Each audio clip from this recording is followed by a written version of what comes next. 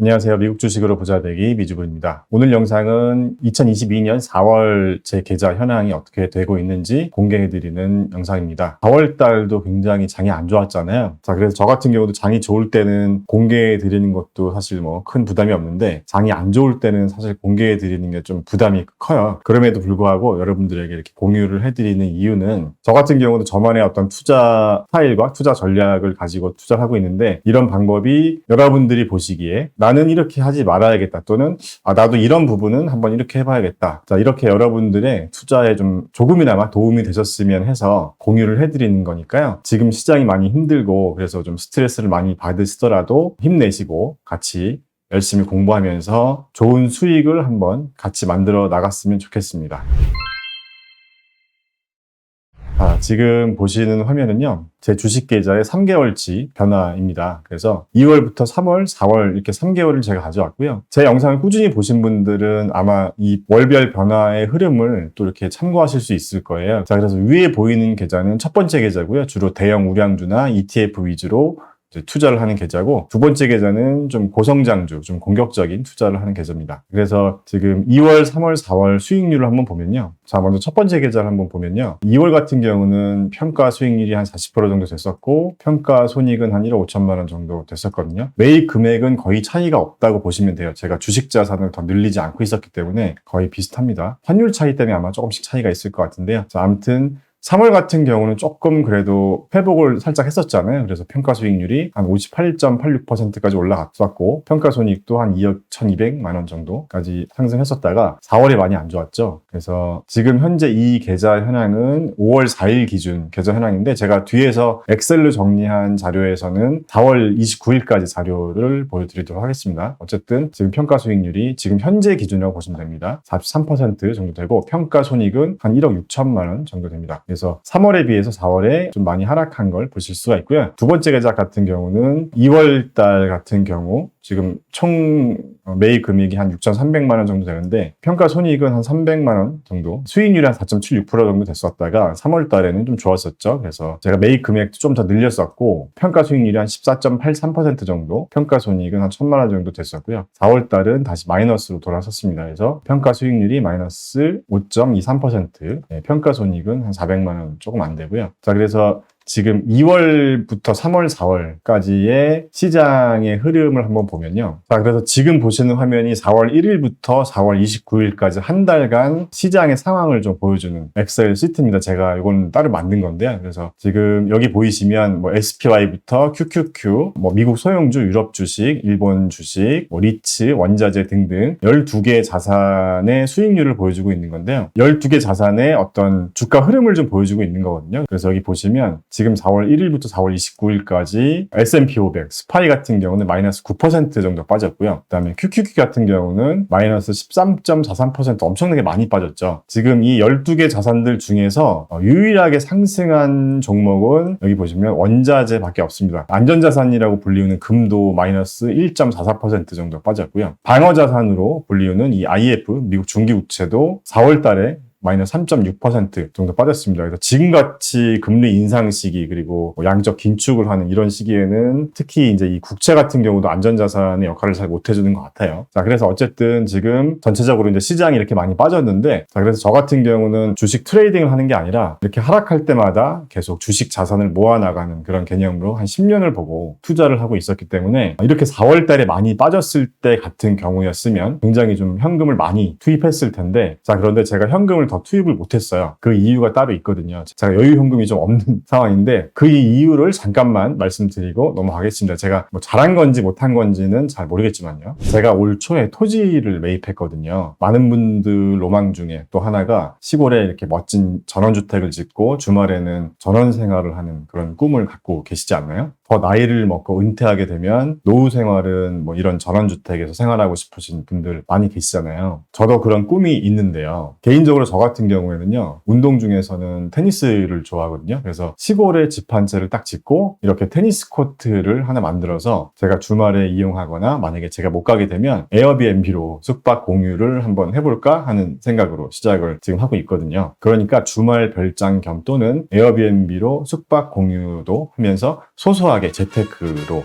한번 해볼까 한 거죠. 그런데 또 갑자기 이런 생각이 드는 거예요. 집 한 채에다가 테니스 코트 한 면만 있으면 숙박 예약 손님이 오면은 제가 못 가잖아요. 이게 잘 돼서 돈을 벌면 뭐 좋긴 한데 제가 못 간다는 생각을 하니까 또 좀 아쉽더라고요. 그런 생각을 하면서 제가 한 시골 땅을 한 6개월 정도 되게 많이 보고 다녔는데요. 정말 너무 마음에 드는 땅을 발견했습니다. 제가 계획했던 것보다 토지 면적이 많이 크긴 했어요. 그래서 제가 생각한 예산을 좀 초과하기도 하는데 어쨌든 이렇게 땅 모양도 워낙 좋고 가격도 좋게 나와서 좀 무리를 해서 이 땅을 샀거든요. 자, 그래서 집을 한 채 더 짓기로 했습니다. 그리고 테니스 코트도 한 면 더 만들어서 집 두 채에 테니스 코트 두 면을 만드는 걸로 계획을 수정했습니다. 처음 계획했던 것보다는 일이 좀 커진 거죠. 그래서 제가 보유하고 있던 현금이 지금 이쪽으로 다 들어간 상태거든요. 아무튼 제가 현금을 가지고 있었으면 아마도 주식 자산을 4월 달에 더 많이 늘렸을 것 같은데요. 결론적으로 요즘 같은 시장 분위기면 이 주식 자산을 더 늘리지 않은 게 잘한 것 같다는 생각도 드네요. 뭐 결과는 좀 더 시간이 지나 봐야지 알겠지만, 자, 어쨌든 완공하면 우리 미주 구독자분들을 한번 초청해서 함께 테니스도 치고 바베큐 파티도 하는 그런 자리를 한번 만들어 보겠습니다. 기대해 주세요. 자, 다시 주식 얘기로 넘어오겠습니다. 지금 보시는 화면은 제가 4월 달에 매수하고 매도한 종목들을 이렇게 정리를 해 놓은 건데요. 자, 먼저 매수 매도 종목들에 대해서 말씀드리기 전에 제가 4월 달에 어떤 투자 전략을 갖고 있었는지 좀 말씀을 드릴게요. 그래서 저 같은 경우는 작년 한 12월 정도부터 계속 고성장주의 비중을 축소하고 있었다고 말씀을 드렸었잖아요. 그래서 계속 방어 자산을 좀 매입을 하고 있었어요. 그래서 그러다가 4월 이제 초에 이 방어 자산 중에 하나인 이 IF를 매입을 했었는데, 이 IF를 매수한 목적은 지금 여기 보이시는 것처럼 이 PA 전략 같은 경우는 지금 4월 1일 기준으로 보면 IF의 전량 몰빵을 해라, 지금 이렇게 얘기를 하고 있거든요. 그래서 저 같은 경우는 몰빵한 건 아니고 자산의 일부를 이 IF를 이제 매수를 했던 거예요. 그래서 지금 여기 보시면 IF 미국 중기 채권에 한 3만 불 정도, 한 3만 2천 불 정도 제가 이제 매수를 했었는데, 자, 그래서 4월 달 투자 전략은 방어 자산의 비중을 더 늘리고 시장이 많이 또 하락하면 제가 한 5년, 10년 장기 투자용으로 보유할 좀 우량주, 유망한 종목들을 저렴한 가격에 줍줍해보자, 이런 전략을 갖고 있었다는 말씀을 드리고요. 그래서 지금 4월 달에 매수한 종목을 한번 보면 첫 번째로 엔비디아를 매수를 했습니다. 12주 정도를 매수했고요. 지금 매수 평단가입니다. 이게 제가 12주를 한 번에 매수를 한 게 아니라 시장이 조금씩 하락할 때마다 계속 조금씩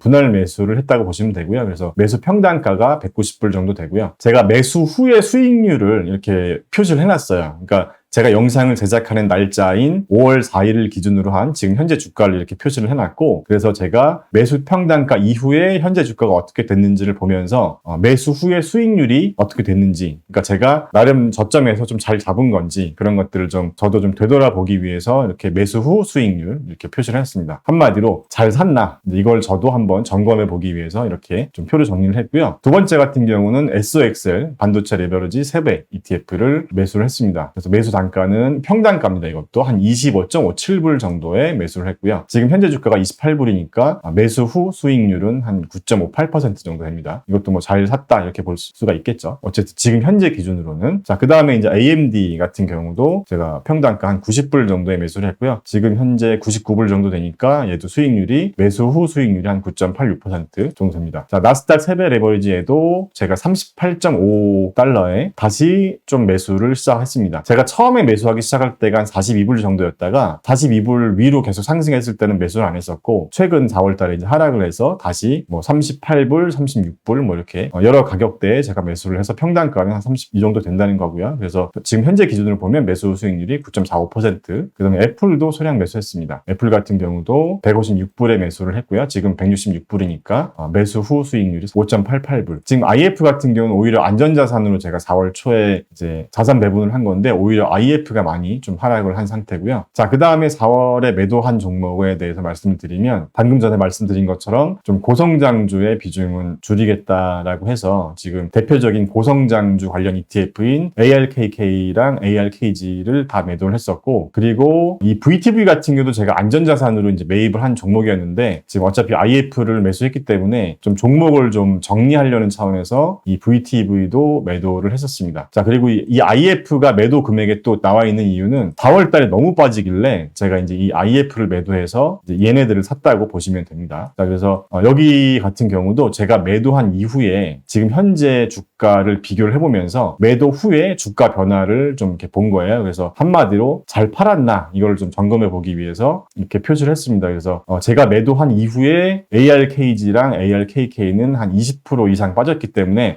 이때 결론적으로 잘 팔았다 이제 이렇게 보시면 될 것 같고, 뭐 VTV 같은 경우는 워낙 또 안전자산으로 갖고 있었던 거기 때문에 제가 매도한 이후에 그렇게 많이 떨어지지 않았습니다. IF도 마찬가지고요. 자, 그래서 지금 보시는 화면이 제가 이제 보유하고 있는 전체 종목을 보여주는 화면인데요. 지금 제가 가칭으로 이제 4차 산업혁명 미주부 ETF다 이렇게 이름을 붙여놨고, 지금 여기 보시는 것처럼 지금 이 엑셀 템플릿 같은 경우는 제가 공유를 해드리지 않았는데 혹시 보시면서 조금 도움이 될 것 같다 하시는 분들은 따로 말씀을 좀 주세요. 그러면 제가 뭐 요청하시는 분들이 많으면 제가 따로 한번 공유를 해드리던지 하겠습니다. 자, 어쨌든 여기 설명을 좀 잠깐 드리면요. 이렇게 여러분들이 날짜를 지정하셔야 돼요. 그래서 날짜를 지정하시면 그 지정한 날짜에 내 포트폴리오의 수익률이 어땠는지가 나오는 거거든요. 그래서 지금 보시면 4월 1일부터 4월 29일까지 제 포트폴리오 4월달 수익률은 마이너스 19.16%가 된다는 의미입니다. 그래서 지금 여기 보시면 누적 수익률은 제가 종목별로 가지고 있는 매입가 기준 누적 수익률을 의미하는 거고요. 그 다음에 이거는 평가 손익을 의미하는 겁니다. 그래서 만약에 여러분들이 이 템플릿을 활용하신다면 여기 흰색으로 된 글씨랑 여기 흰 바탕으로 되어 있는 부분만 수정하시면 되고요. 나머지는 다 수식으로 걸려 있는 부분이기 때문에 이렇게 보실 수 있고, 그래서 이렇게 이제 여러분들이 뭐 평가 수익률 이렇게 이제 정렬을 해보실 수가 있는데, 제가 한번 보겠습니다. 평가 수익률 같은 경우는 제가 이제 처음에 갖고 있는 매입가 기준 평가 수익률인데 제가 오름차순으로 한번 정렬을 해볼게요. 자, 평가 수익률 기준으로 보면은 제 포트폴리오에서 수익률 기준 1위인 기업이 리튬 아메리카입니다. 제가 예전에 영상으로 한번 다뤘었고 이제 소량만 매수했던 종목이었는데 리튬 아메리카가 수익률 1위고요. 2위가 테슬라이고요. 3위가 LIT ETF입니다. 그래서 상위 1, 2, 3위의 그 카테고리가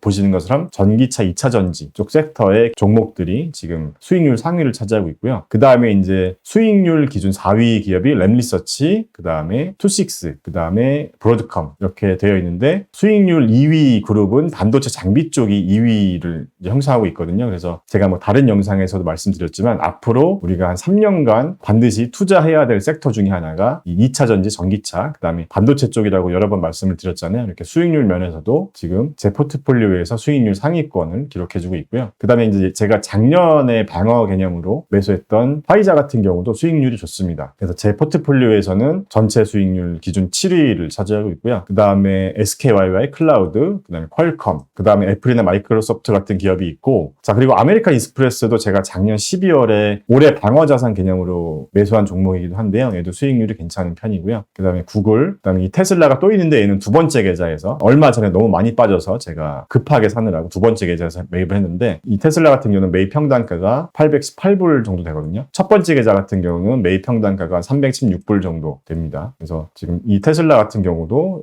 수익률이 또 다시 올라오고 있고요. 그 다음에 4월 달에 또 특히 이제 반도체 쪽이 많이 빠지는 바람에 원래는 AMD 같은 종목이나 ASML 같은 종목이 수익률 상위권에 있었지만 좀 많이 4월 달에 이제 하락을 한 편이고요. 자, 그 다음에 TQQQ 같은 경우도 제가 총 목표한 매입 금액은 한 3만 불 정도 하겠다고 했는데 어쨌든 한 2만 불 정도 매입했다고 보시면 됩니다. 그래서 지금 제 매입 평단가가 한 40불 정도 되고, 지금 이 4월 29일 기준 이 TQQQ 주가가 36불인데 5월 4일 기준으로 보면 현재 주가가 지금 42불이니까 다시 수익권으로 올라오긴 했거든요. 그래서 지금 추가 매수는 더 안 하고 있고요. 자, 그리고 지금 이제 수익률 하위권 그룹을 한번 보면요. 지금 수익률이 마이너스인 기업들 이렇게 나와 있잖아요. 보시면 이 카테고리를 보시면 확실히 고성장 쪽이 많습니다. 고성장, 고리스크 이런 종목들이 2020년 하락장에서 되게 많이 빠진 걸 확인할 수가 있습니다. 그래서 2022년에는 제가 이제 고성장주 비중을 많이 줄인 편이거든요. 그러니까 제가 작년 말부터 계속 줄여왔기 때문에 수익 금액이 상대적으로 그렇게 큰 편은 아니지만, 그래도 고성장주들 같은 경우는 우리가 이제 가치 평가를 해보면서 과하게 빠졌다 이런 판단이 드는 종목들이 있으면 또 적정 시점에 과감하게 물량을 늘려 나가는 것도 또 좋은 방법이 아닐까 생각하지만, 아직까지는 좀 그런 시기가 좀 오지 않은 거라고 개인적으로 생각을 하고 있고요. 자, 그래서 지금 전체적으로 제가 이제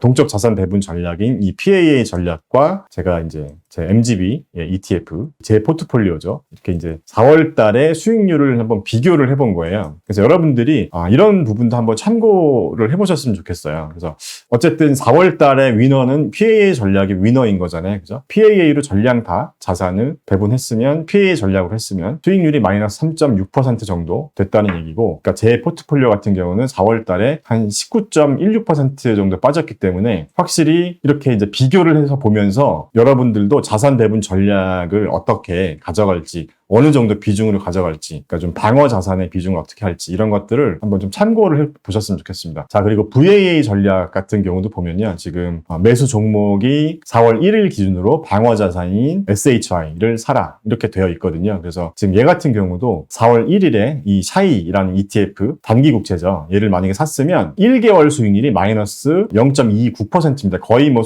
자산을 지켰다, 이렇게 보시면 되거든요. 그래서 지금 제가 이런 자산 배분 전략에 대해서는 전에 한번 설명드렸던 적이 있었는데, 자, 그래서 여러분들이 이렇게 자산 배분 전략을 꼭 여러분들 포트폴리오에 적용을 하시지 않더라도 이렇게 12개 자산의 어떤 주가 흐름을 한번 보면서 전반적인 시장의 분위기를 좀 파악해 볼 수 있는 게 좋은 것 같더라고요. 지금 4월 같은 경우도 계속 원자재가 지금 여전히 오르고 있기 때문에, 아직까지 또 인플레이션 상황이다 보니까 이렇게 원자재 쪽은 계속 시장이 하락해도 계속 상승하는 걸 우리가 이렇게 확인할 수 있잖아요. 그래서 여러분들이 자산 배분을 어떻게 할지 이런 것들을 보면서 참고가 좀 되셨으면 좋겠고요. 저 같은 경우는 이렇게 보시면 자산 배분 현황을 이렇게 그래프로 좀 정리를 해봤는데요. 지금 이 고성장주에는 테슬라가 포함이 되어 있습니다. 그래서 고성장주의 비중이 상대적으로 높은 편인데, 테슬라는 그래도 고성장주로 넣는 게 맞다고 생각을 했어요. 아무래도 아직 다른 좀 우량 기업들처럼, 물론 시가총액이 크긴 하지만 안전성장으로 보기보다는 좀 아무래도 변동성이 좀 크기 때문에 고성장으로 지금 보는 게 맞는 것 같고요. 그러니까 제 기준에는. 그래서 전체의 이제 자산 배분 현황은 고성장이 한 50%가 좀 안 되고요. 그 다음에 제가 방어자산으로 가지고 있는 게 한 6.6% 정도 되고, 안정성장, 그러니까 마켓캡이 큰, 시가총액이 큰 종목들, 안정적인 성장을 하는, 변동성이 좀 상대적으로 작은 그런 안정성장 비중이 한 33% 정도 되고, 그 다음에 제가 이제 자산 배분 전략, PAA 전략이 지금 한 2.9% 정도 됩니다. 제가 4월 달에 너무 주가가 빠져서 다시 일부 IF를 매도하고 얘네들을 다시 사면서 이 IF 비중이 이제 줄었습니다. 그래서 상대적으로 PAA 비중이 좀 더 줄었다고 보시면 됩니다. 그리고 레버리지 이제 종목들, TQQQ나 SOXL은 제가 전체 자산에서 한 5%는 넘기지 않으려고 했었어요. 근데 이제 4월에 많이 빠지면서 제가 SOXL도 좀 매수를 계속 하면서 조금 오버가 되긴 했습니다. 그래서 5%가 넘기지 않도록 다시 조금 조절을 하려고 하고 있습니다. 자, 제가 한 달에 한 번씩 이렇게 공개를 해드리는 수익 공개 영상이 여러분들의 투자에 정말 조금이나마 도움이 되셨기를 바라면서, 자, 영상은 여기서 마치도록 하겠습니다. 감사합니다. 미주부 채널 게시판에서는 제가 이용하고 있는 유료 정보를 공유해드리거나 종목에 대한 제 생각을 친한 지인에게 얘기하듯이 좀 더 편하게 이야기하면서 소통하는 공간입니다. 이건 비싼 것 같아요 라거나 이 정도 가격이 적당한 것 같아요 와 같은 이야기를요, 미주부 채널 가입 방법은 미주부 채널 홈에서 가입 버튼을 누르시면 됩니다. 점심 한 끼, 저녁 한 끼, 치맥 3가지 등급이 있는데요, 후원 개념이기 때문에 등급별로 다른 건 없습니다. 그리고 채널 가입을 하지 않으셔도 미주부의 모든 영상은 무료로 공개해드리고 있습니다.